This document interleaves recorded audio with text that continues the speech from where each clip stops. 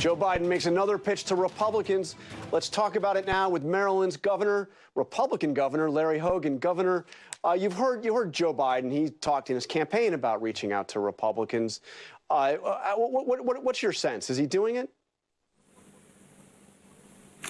Well, so far, I think he is doing it. You know, I liked what he had to say at the end of the campaign, where he said it didn't matter if you voted for him or not. He wanted to be a president for all Americans, and that he was going to reach out in a bipartisan way. I can tell you that we've had a couple of conversations already. He did reach out to the governors on both sides of the aisle. He seems to be listening to us and our concerns about the things that are important in our state as we go through this, critical fight against the virus and the economic troubles we're going through. So I'm hoping he's going to follow through on that. I know your previous guest probably would like him to move more to the left, but I've been pushing to try to keep him, in a more moderate place where he's willing to reach across the aisle and work together with Republicans. Yeah, it was interesting to hear Senator Sanders suggest there isn't a progressive yet among his nominees for his cabinet. Let me ask you, though, we have 24 days left of Donald Trump, and we've seen these pardons for his political allies, the veto of the defense bill, of course, refusing to sign, apparently, this COVID relief bill. Are you concerned about the damage Donald Trump could do in his final weeks in office? Well, obviously, I just gave up guessing what he might do next, but it has been troubling, particularly vetoing the defense authorization bill. This is something that has overwhelming majorities of Republicans and Democrats and has been, signed into law by the president 60 years in a row. But the one that really bothers me is the fact that for 8 months we've been trying to get a stimulus package through, and here we are. After all this work went on, and both parties were so far apart in the House and the Senate. The Problem Solvers Caucus, some really bipartisan folks on both sides of the aisle brought everybody to the table. They reached an agreement. Secretary Mnuchin worked together with them and made commitments on behalf of the administration.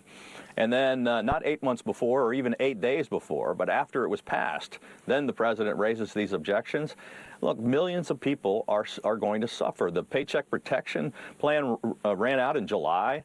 Unemployment benefits are about to run out tomorrow. And we've got to get this done. So why aren't more Republicans standing up to him?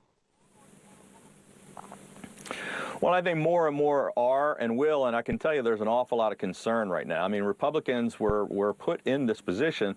A lot of them came to support this bill, even though they didn't like everything that was in it, even though perhaps it didn't have all the things we needed in it. Like, we've been pushing for help for state and local governments since April, when we had a commitment from the president. It's not in the bill. Now, the Republicans did have a bill for $1.8 billion, as you were talking about, and Pelosi turned it down. She was holding out for 3.4 trillion. So now here we are with 900. It's not enough. It doesn't solve all the problems, but it's something. And if the president wants to come up with more money to help more people, terrific. Let's sign this bill now so we can start getting our unemployment benefits out right away, and then quickly pass another bill. He's also still focused on challenging the election results, planning a last-ditch effort on January 6th when the Electoral College votes are formally brought into Congress. What is it going to take for Republicans? And we see, like, in some polls, upwards of 70% of Republican voters who think there was widespread fraud despite the lack of evidence. What's it going to take to convince people that Joe Biden, people in your party, that Joe Biden is the properly elected president-elect of the United States? Well, Joe Biden is the properly elected president of the United States, whether people like that result or not. And he is the president-elect. He will be sworn in on January 20th. And on January 6th, which is coming up pretty soon, he will be certified by the Congress. So, look, there's a lot of disinformation out there.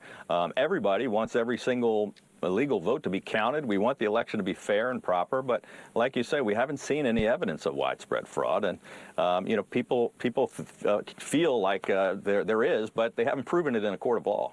And last question: what kind of influence does Trump have after he leaves the White House? Is he still the kingmaker of the Republican Party? Does he control this party?